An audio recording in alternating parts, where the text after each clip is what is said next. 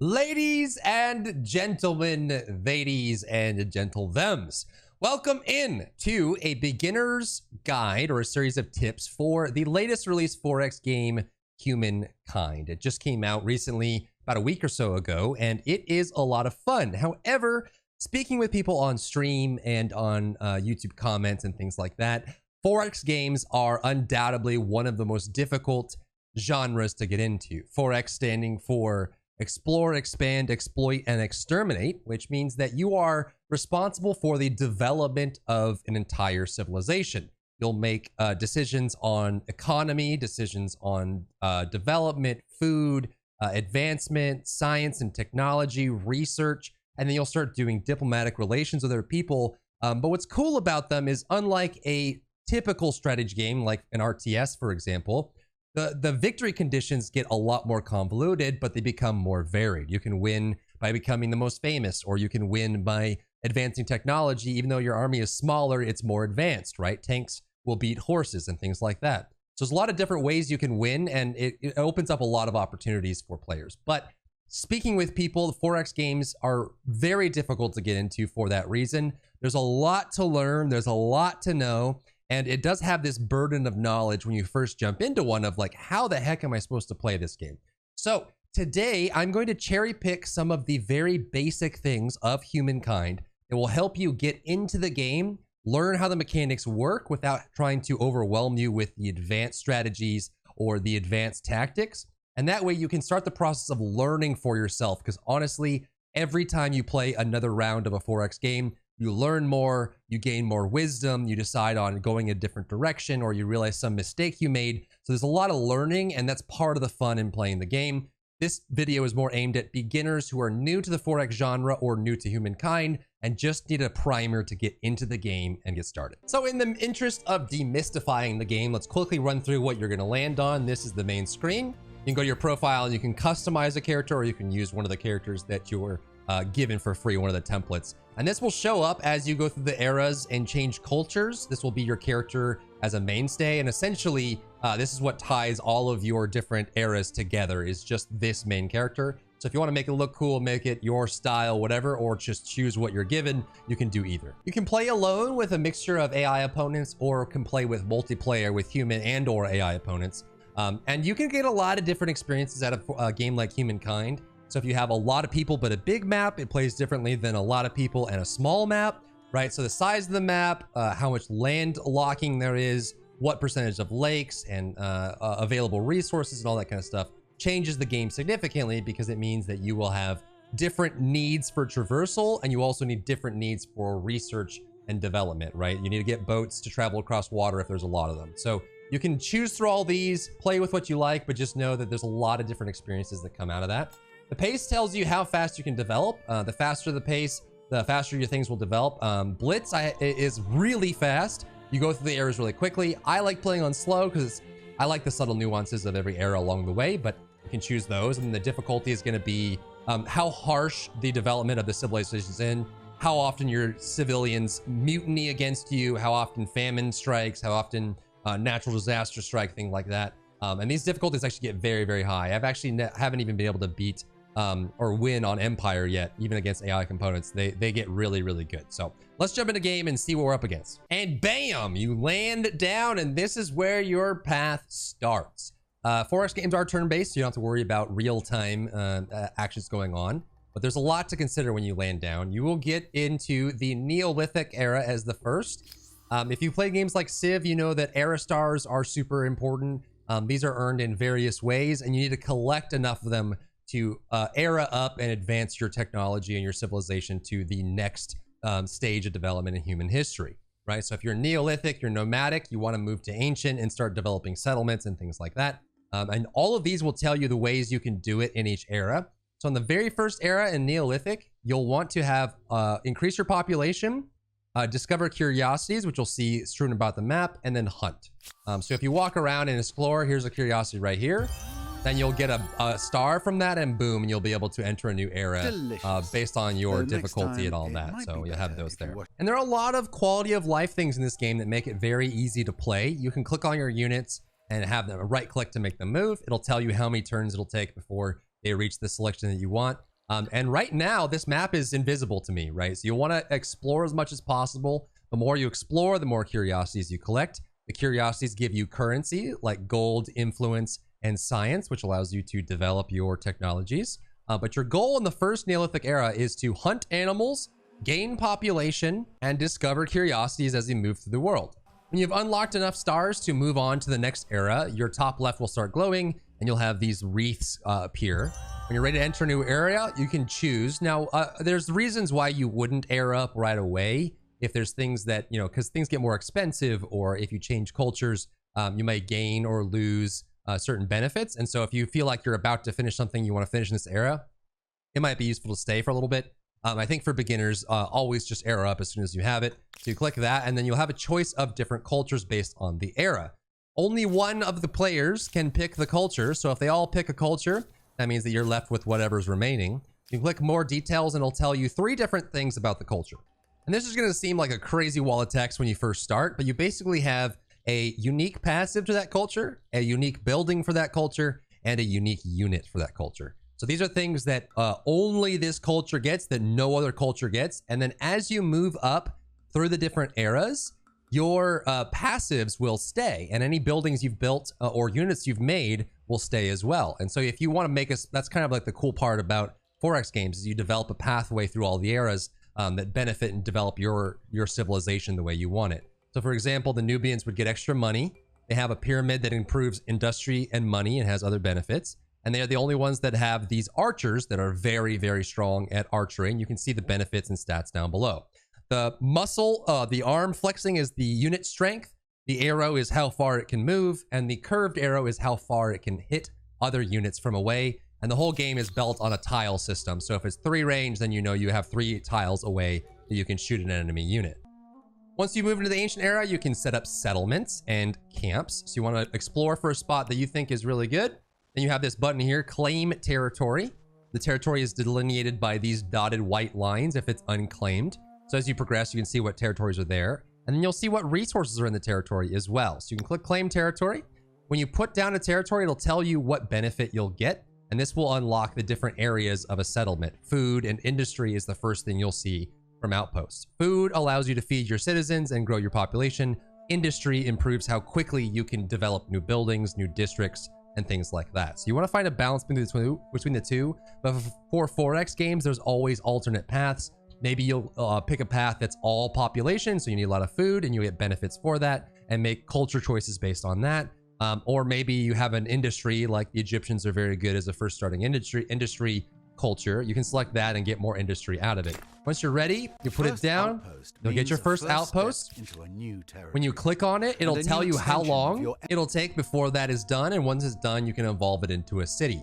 Once you do that, you have your city count in the top right, and you have benefits from dealing with this as well. But you generally want to have cities to lock down territories, because outposts can be conquered, they can be controlled, or their influence can be lost. But if you have an actual city, it's your territory, and then people have to declare war in order to do nasty things to them unless they have some kind of passive. And this is the screen you'll see for your cities. It is actually pretty straightforward, but it's kind of overwhelming at first. Let's go through the different categories for the city and explain them simply so that you can get a handle on them. There's 4 categories here: food, industry, money, and science, and they are exactly what they sound like. Food will give you benefits for your population. The more population you have, the more food you need. And you can develop districts like a farmer's quarter to increase your food. And anytime you see the food icon on any benefit or passive you select, either through religion, culture, or otherwise, will benefit that. And this will affect your population. Industry improves how much industry you have, how quickly you burn through things. If you have a lot of industry, these wait times go down because you can finish them very quickly. You can get infrastructures installed. You can add new districts, and there's benefits for doing that as well. So if you want to have a very industrious nation, industry is the way to go. Money is exactly that. It's just gold. It's money. You earn it by trading, selling, finding resources, or developing districts where you improve markets and different businesses within your city and other cities. So this is where you're going to get money. And you can see in the top right how much money you're going to get per round. This is when everyone says that +3 money to your city, it means that's an extra that amount for that round. And science allows you to develop technology, which you'll find from your progress technology screen.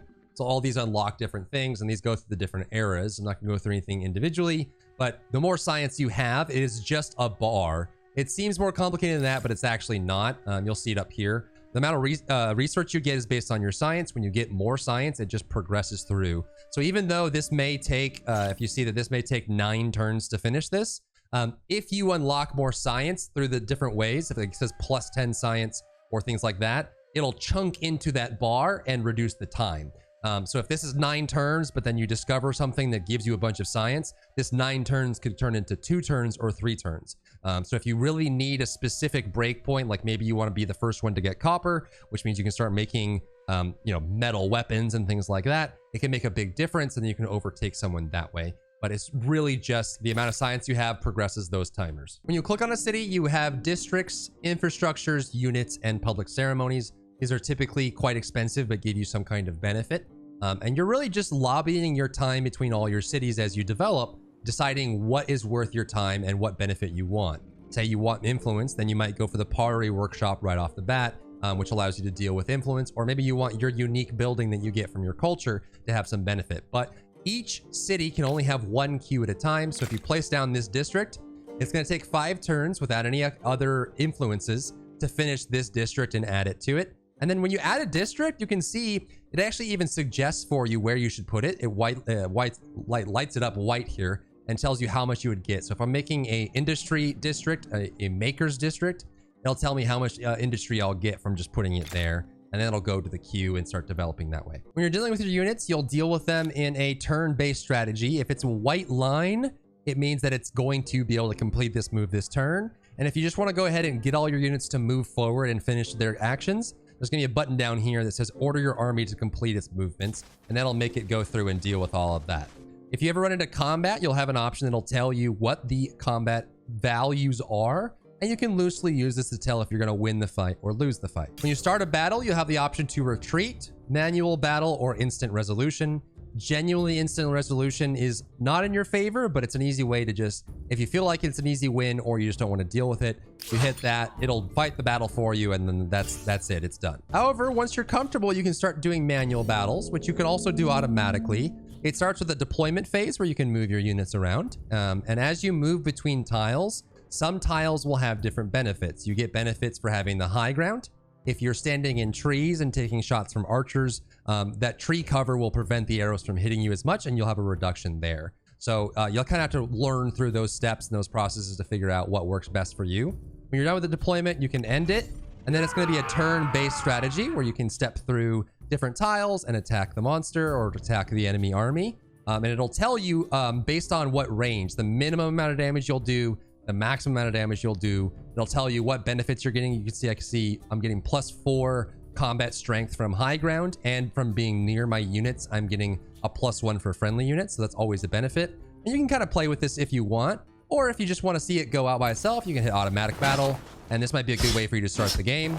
Just go through and watch it'll make decisions for you and eventually close the battle out for you. After a battle, your units will gain HP if they're in friendly territory, or you can spend money to heal them later on as well. You click on them individually, and each one in this composition, which is essentially just a squad, you can select the different units, and then you'll have options down here to deal with them. So you can heal them for gold. So you can spend gold and heal them up, or they'll heal inside their own territory, or if you have other ways that you will unlock throughout the game to heal them up, you can do it that way as well.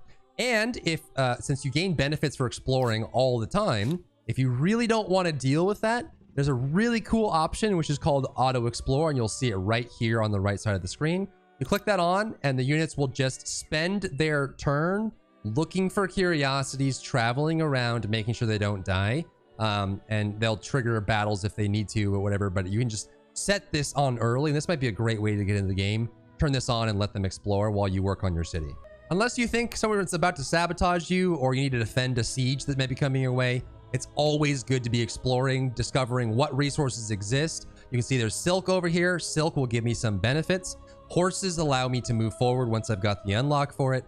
And what's really cool is you can actually go to the technology corner and look for the thing you're really needing. Like domestication is light up here. Once you have horse, you can get this and develop animal barns and all kinds of things. So I think they did a great job making this very accessible and easy to see and read.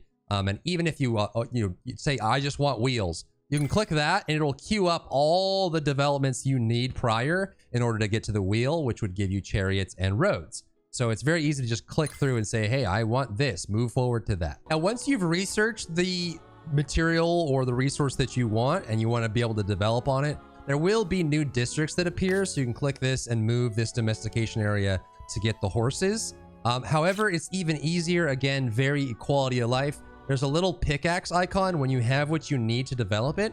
You click that and it'll queue it up for you. So once it's in your territory, you've claimed that territory. So to get this silk, I would need to claim this territory.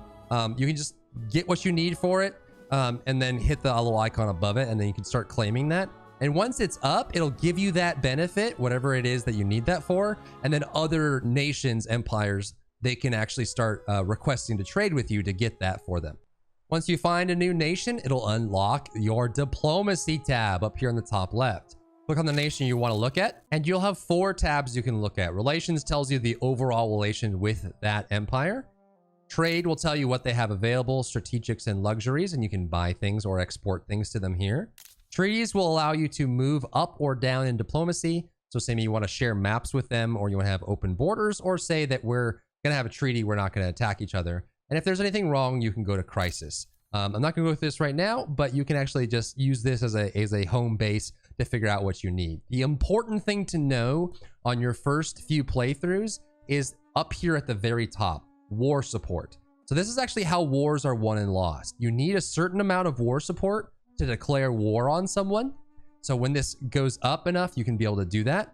And then certain actions during a war will raise and lower your war support. So for example, winning battles or taking territory gets war support, which makes sense. And then losing those or retreating from battles loses war support. If your war support ever goes to 0, you lose the war and you have to forfeit or surrender.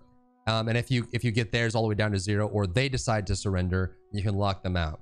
The reason this exists is it's almost like a snowball, anti-snowball mechanic, or a catch-up mechanic, right? So if right after a war where you win and you take territory for them, or they offer some kind of treaty, the war support will reset to 0 for both of you, which means you cannot go to war and attack each other inside their territory until you build up enough war support to do it again, which allows each empire to come back from a loss or expand or have different strategies, so they're not just out of the game. Because oftentimes 4X games can be very snowbally, and this is kind of a nice way to prevent that from happening, or as happening as often. So if you lose a war, just know that your war support will protect you, and you can invest in industry, or maybe build up your military, or expand into the water and kind of counteract that loss. But this is really what you need to focus on when you first start playing. When a resource is taken, you'll see it solid, get a solid color around it, just like this. This is unclaimed, but this is claimed here. We just claimed this.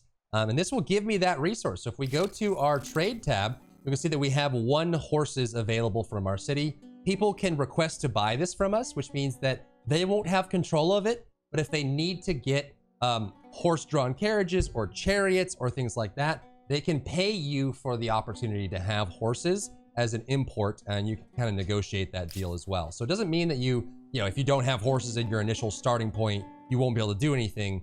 You'll just have to use diplomacy to get it. But once you have it, it'll be claimed like this. And once your population grows enough, you'll have a mechanic that actually I don't think is ever explained in the tutorial, but you can actually distribute your people inside the city and make them focus on one area of development. So you see these little icons here for people. You can actually pick these up and move them around, right? So we have them on food right now, but if say I wanted to make sure we finish industry, we need more stability, or maybe we need to finish something very quickly that's being worked on, I can take the people that are farming and move them over to industry. Now, this is all entirely up to you. If you need money to pay reparations, you can move them under money. If you are almost done with a research project, you can put them over there. And you can see that the amount that I'm getting for each of these goes up as I put more people into it. However, it means that when I take it out, they go down. So now I have -2 food over here. The danger with this is you start losing population if there's not enough food. This is actually part of the strategy. If you have too many people to feed, or you need something done, you can hard focus on others. But you can just decide on what it is that needs to be your most focus. And then obviously increasing population gives you more of these to play with. But when you first start playing, you can select some kind of policy, either balanced, focus on population, focus on industry and development and commerce. So you can select those, and then expert is just I want to do it myself. But just know that you can play with this once you get comfortable. The more you explore uncharted territory, the more you'll find these curiosities. Once land becomes a very common thing as you move through the eras, then water will have curiosities and the land won't. So as you're exploring more and more of the new frontier, you'll continually get these, which can give you gold, they can give you influence, they can give you science, which can project your developments. So it's always good to be exploring as often as you safely can to be gaining that free benefit around the map. If you really need something done quickly, you will have options throughout the game to buy out the progression. This starts as a gold request, so you can actually spend gold. So you see how it's going to take 4 turns to finish this. If I spend 89 gold now, that upgrade is now complete instantly. You'll have other options along the way. You can sacrifice population and you'll have other means to be able to speed those up. But it is part of the strategy to think, okay, if I have the money or if I have the means that I need, I might want to finish that right away. Maybe it's finishing troops when you're about to be attacked. Maybe it's some kind of technology that might help you win a war or anything along those lines. You can finish those out quickly if you need to. Throughout the land, you'll come across sanctuaries and lairs. And once you find these, you'll be able to ransack them and gain benefits, and use the same thing to ransack outposts for other players. If it's a full city, you'll have to siege it. But if they have some outpost somewhere, you can ransack it to get some value out of it. Every era, you can check your era tab to see what you would need to do to get era stars, and how many you need before you can go to the next era are listed up here at the top left. So you can actually kind of go through this and see, okay, I just need to build 2 more districts and I'll get a builder star. Or if I wanted to, I can go destroy 1 military unit and get a star. And this can be part of your strategy as well to decide how you want to quickly era up through that progression. This one's confusing at first. If you ever see a resource that is unknown, this means this will appear in a future era, right? So say this is like oil for, gasoline engines. It's not going to appear when you're dealing with bows and arrows, right? So you don't know what this is. And I'm sure I think there's logic in the game that will help determine what this is based on where people are, just a kind of another anti-snowball mechanic.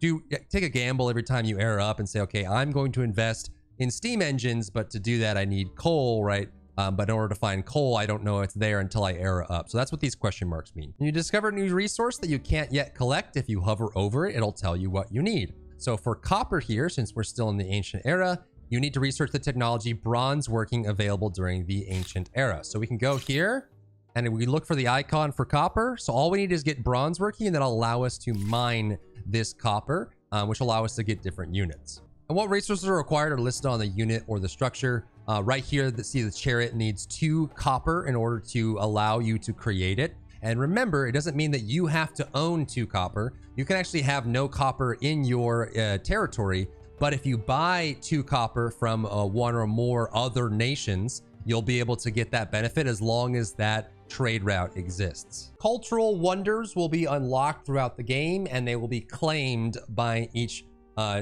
individual empire. You can have more than one, and the options become more and more available as you move through the eras. So these are something that can take a long time to make, but they have very unique benefits. The pyramids of Giza would give you stability in that territory, a bunch of fame, and reduce the district industry cost. And that's going to be as long as you have the territory with that wonder in it, it exists forever. You can see that orange already took this one. To take it, you spend the influence to buy it. And then once you're ready to buy it, once you have it, you can start creating it. However, it'll take usually a lot. At the very beginning, wonders can take hundreds of turns to finish, but you can get multiple cities working on it at once as a shared project to speed it up. If you zoom all the way out, you'll see the influence. If it's got a striped line on it, it means that it's not fully part of your empire. And if it's solid, it's part of the empire. So we just put an outpost down here. This will show the striped lines on it. And then once we're ready, we can add this to our existing empire by connecting it, or we can make it a full-fledged city with the Evolve Outpost to City button. Civics is when you start getting culture and influence involved. You'll get a new civic popping up. This is the purple down in the bottom. When you're ready to, you can look at the Civics. This is all the different categories that they have. And when you unlock one, you'll have a choice to make, and it's just a yes or no, left or right, one or the other kind of decision. At first, you'll be able to spend influence on these, and you'll gain some benefit from one direction. So if we go to the left here, we'll get 5 influence on our main plaza. If we go to the right, we'll get faith, which can improve your religion. These start to clash as you go towards other cultures. So they do matter, but in your first playthrough, you can just pick based on the benefits, decide what you're going to have, and you'll have prompts throughout the game that change them. When you enter a siege, you'll just be able to decide whether you want to hold. The one that's defending will lose units over time, and you can develop siege weapons over time the longer the siege goes on, and it'll tell you which side is stronger. This helps you overcome interacting different sieges, and you can also find ways to reinforce by adding units to these white and gray outlined hexes. That means that's part of an active battle, and that can take place over multiple turns, so it's good to know what that is. And I think that does it for the basics of the game. This gets you into the game and gets you started. There's a lot to discover, but you don't have to discover it all at once, and you don't have to have all this knowledge in order to play the game how you want to play with your friends or at the highest or lowest difficulty. It's all up to you, and a lot of the fun of 4X games is learning about strategies every time you play the game. You try something new, you decide you're going to go all money, which allows you to buy your way through things, but maybe you don't have science, things like that. So don't be afraid of the barrier of entry for 4X games. I think Humankind is one of the more accessible ones on the market right now. They do a great job simplifying some of the mechanics that come with 4X games, and I think it's really cool. So check it out. Hopefully this helped you out. If it did, leave a like down below. Otherwise, I look forward to seeing you in the next one.